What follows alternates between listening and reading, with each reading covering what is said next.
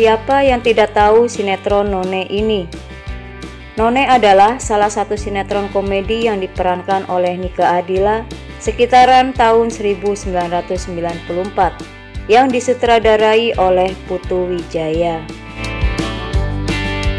Dalam sinetron None ini, Nike Ardilla menjadi pemeran utama sebanyak 39 episode.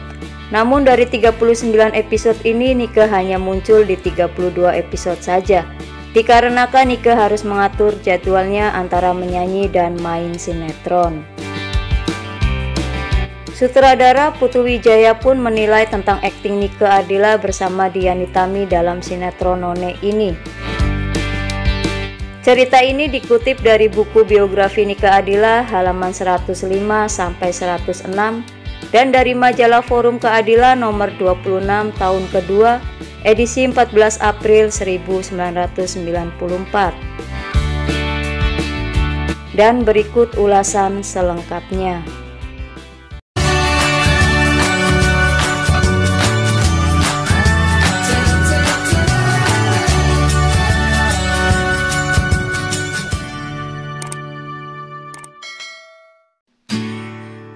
Dua bintang cantik Nike Ardilla dan Dian Nitami tampil bersama dalam sinetron None hasil garapan sutradara Putu Wijaya. Bagi Dian, bekerja di bawah arahan Putu Wijaya bukan yang pertama kali. Ia sebelumnya pernah bermain dalam film Zigzag dan sinetron Pas, berbarengan dengan None. Tetapi bagi Nike Ardilla sendiri, inilah pengalaman pertama kalinya ia disutradarai oleh sutradara kondang tersebut. Tidak heran jika ia langsung menyambut tawaran itu dengan sangat baik. Apalagi dalam sinetron tersebut Nike dipercaya menjadi pemeran utama, seperti penuturannya. Enggak baik kan kalau menolak rezeki, katanya. Meski saat itu sering tampil dalam berbagai sinetron, kedua artis tersebut mengaku tidak sembarangan dalam mengambil orderan. Dian Nitami misalnya, dia akan meneliti terlebih dulu cerita yang ditawarkan dan siapa dulu sutradaranya. Seperti penuturannya ini. Nah, saya menerima tawaran bermain dalam None dan Pas karena Mas Putu yang menggarapnya. Dan berikut cuplikan akting keduanya.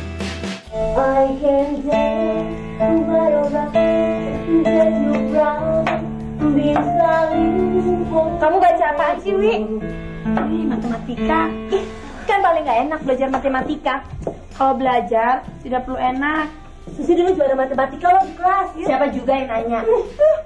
Kalau Ayu sih paling gak doyan sama yang namanya matematika. Kalau Dewi mah ingin masuk ITB, mau ambil jurusan arsitektur. Dulu juga Dewi lemah matematika, tapi kata nenek Dewi kurang berusaha.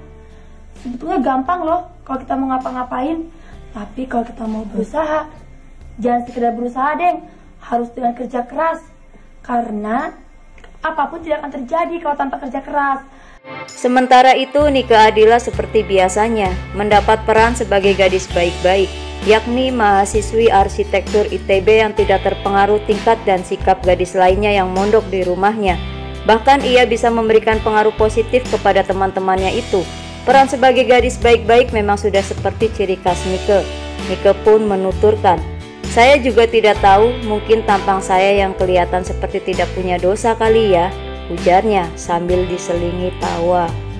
Padahal ia sebenarnya tidak menuntut harus berperan sebagai gadis baik-baik. "Saya sebenarnya mendambakan peran antagonis seperti peran cewek cerewet, banyak tingkah jahat. Pokoknya yang jelek-jelek deh, itu kan tantangan yang menarik," kata Nike yang mengaku senang bermain sinetron meski honornya hanya setengah dari honor rekamannya.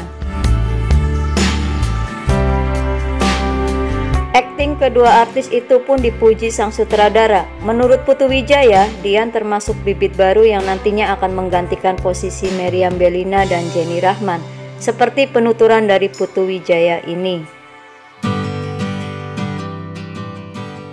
Salah satu keistimewaan Dian adalah kemampuan menghafal yang luar biasa. "Itu memang karunia Tuhan," kata Dian Nitami yang saat itu masih berusia 23 tahun. Sementara Putu Wijaya menganggap Nike Ardila sebagai artis yang punya bakat alam yang baik. Dengan dipoles sedikit, kemampuan beraktingnya akan makin menonjol. Meski tawaran bermain sinetron terus mengalir, Nike yang waktu itu memiliki dan mengelola sekolah luar biasa di Bandung tidak melupakan karir awalnya sebagai penyanyi musik cadas. Ia saat itu sibuk rekaman untuk album terbarunya dengan lagu-lagu karya almarhum Dedi Dores. Tapi saat itu Nike masih merahasiakan kapan albumnya akan beredar.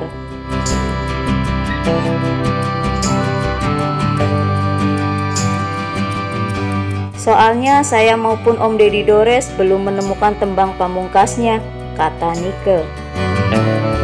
Dian Nitami lain lagi, bagi pembawa acara video musik Indonesia di TVRI itu, bermain sinetron tidak boleh mengganggu kuliahnya di Sekolah Tinggi Ekonomi dan Perbankan Indonesia. Saya harus jadi sarjana, itu nomor 1.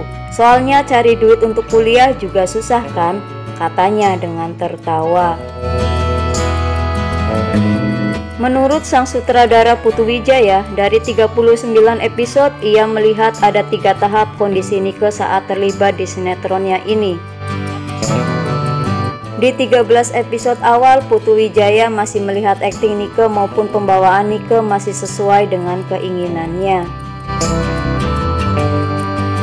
Di episode 13 diakui oleh Putu Wijaya, Nike memang kesulitan membawakan dialog-dialog panjang.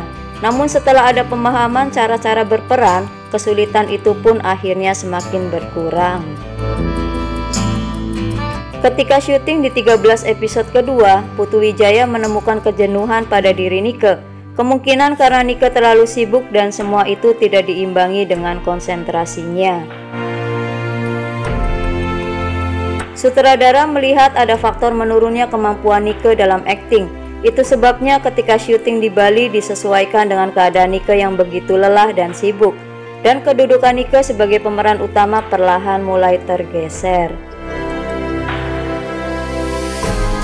Ada faktor di luar kemampuannya yang sulit untuk diatasi sendiri. Padahal sinetron yang berjudul Fata Morgana yang seharusnya pemeran utamanya adalah Nike, tapi sayang Nike telah pergi jauh.